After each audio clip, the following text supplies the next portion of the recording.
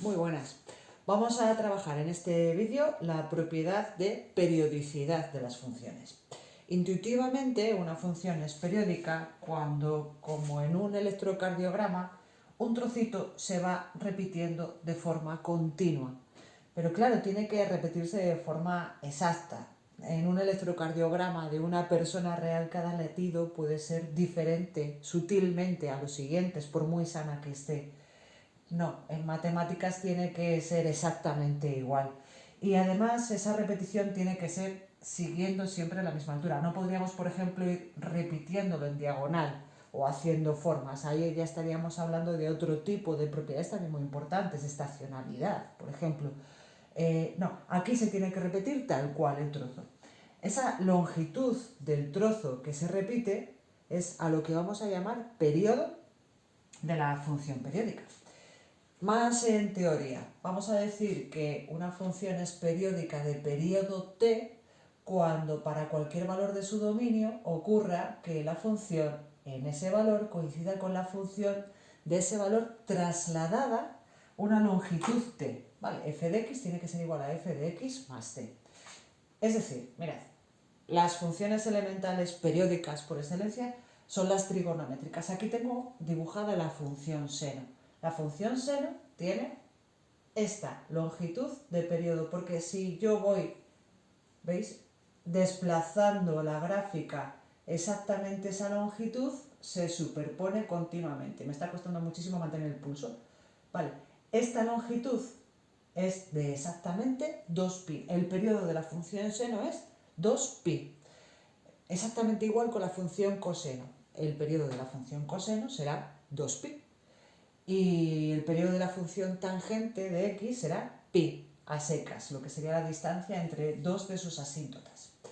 Claro, lo que ocurre es que yo he hablado de los periodos de la función seno de x, coseno de x y tangente de x. ¿Qué ocurre si manipulamos un poquito esas funciones en general? Bueno, pues que, por ejemplo, si yo estiro mi función un poco, el periodo, claro, se modifica. Mi periodo ya no va a ser de 2pi, ¿veis? No se superpone. Debería de tener función por aquí a medida que recorro este trozo y no la tengo. Mi periodo se ha multiplicado por 2. Si yo estiro la función, evidentemente se multiplica el periodo por 2. ¿Y cómo estiro funciones? Pues aplicando un factor multiplicador a la x. Si yo aplico un factor multiplicador a la x, si paso de x a la mitad de x, estiro al doble la función.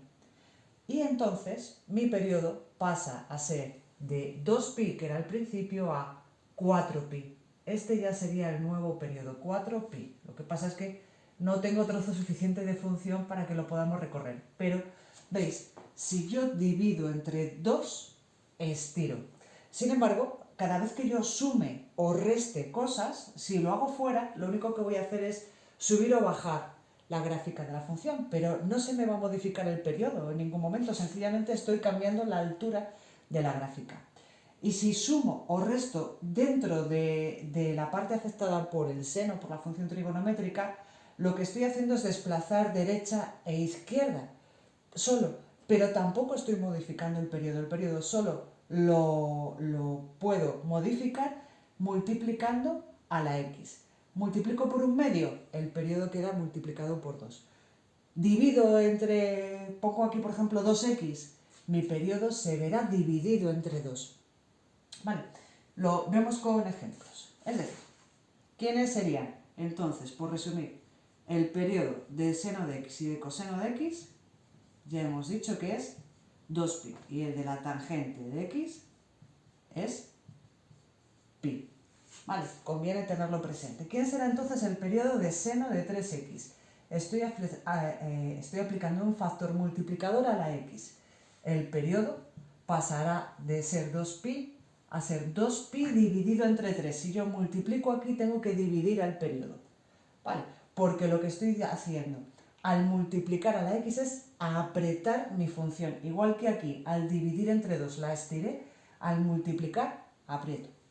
Aquí, este más 2pi, lo único que hace es desplazarme, bueno, de hecho me desplaza hacia la izquierda, pi medio es todo el dibujo de la función coseno. Y este 2 que está fuera está estirando la función, pero la está estirando como un chicle en altura. Por lo tanto, tampoco me va a afectar para nada la parte del periodo. Lo único que afecta al periodo es ese 5. Mi periodo pasa de ser el periodo original de la función coseno, que era 2pi, a ser 2pi entre 5. La función tangente de x ya hemos dicho que tiene un periodo pi. Este 18 lo único que hace es elevar a mi función 18 unidades, este pi lo está desplazando pi unidades hacia la derecha y lo único que está afectando al periodo es este dividido entre 2.